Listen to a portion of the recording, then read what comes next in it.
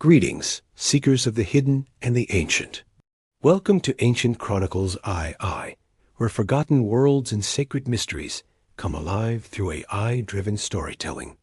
Today, we open the gate to explore the flood myths across the world. One event or many. A journey into realms just beyond ordinary sight.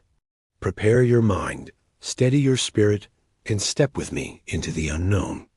Long before written history, long before kingdoms rose and fell, long before humanity carved its memories into stone, there was water, endless water, a deluge so vast, so devastating, that nearly every ancient culture remembers it.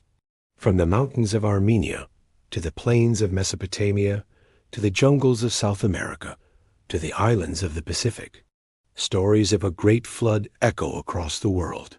Different languages, different gods, different heroes, but the same haunting memory. A world drowned, a humanity nearly erased, a new beginning rising from the waters. So the question emerges, were these flood myths separate events, or are they fragments of a single global catastrophe? A memory so ancient and so traumatic that it imprinted itself on the human soul. We begin in Mesopotamia, the cradle of civilization, the land between the rivers, a place where the earliest cities rose from the earth.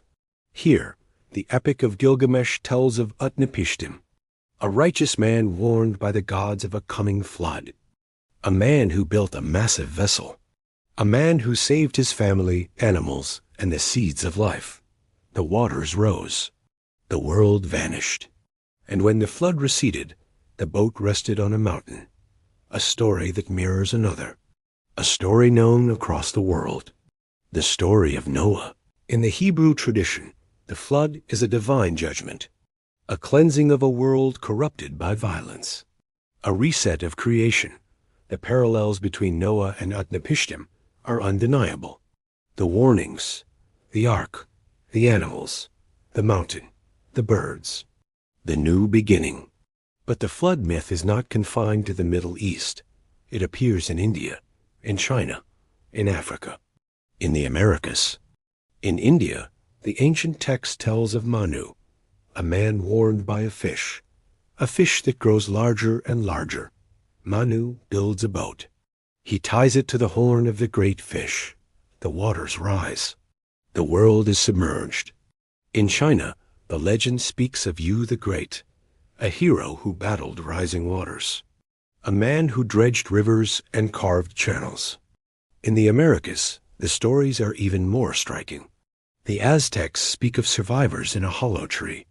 The Maya speak of a world destroyed by water. The Inca speak of two survivors who emerged from a cave. Even the Aboriginal Australians, among the oldest cultures on Earth, tell of a flood that covered the world. So what does this mean? Is it coincidence, or is it memory? Scholars argue these myths reflect local floods, like rivers overflowing, but this explanation falls short. They speak not of local disasters, but of a world-changing event that reshaped continents.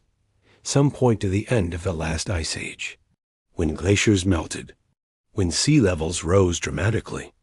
Ancient cities now lie underwater, structures off the coast of India, ruins near Japan, all submerged, all forgotten. Others point to cosmic events, meteor impacts, volcanic eruptions, tsunami triggered by shifting tectonic plates. But there is another possibility, one whispered in ancient texts, one preserved in the Book of Enoch. The flood was not merely natural, it was judgment, a cleansing of a world corrupted by beings who were not entirely human.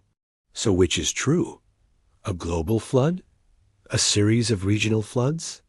The answer may lie in the convergence of memory and myth, stories passed down through generations, stories shaped by culture, but stories rooted in real events. Civilizations rise, civilizations fall. Nature is powerful, memory endures, and humanity survives. Our journey through the unseen now ends. If this exploration stirred your curiosity, consider liking and subscribing. Until our next passage beyond the veil, Stay curious, stay aware, and take care.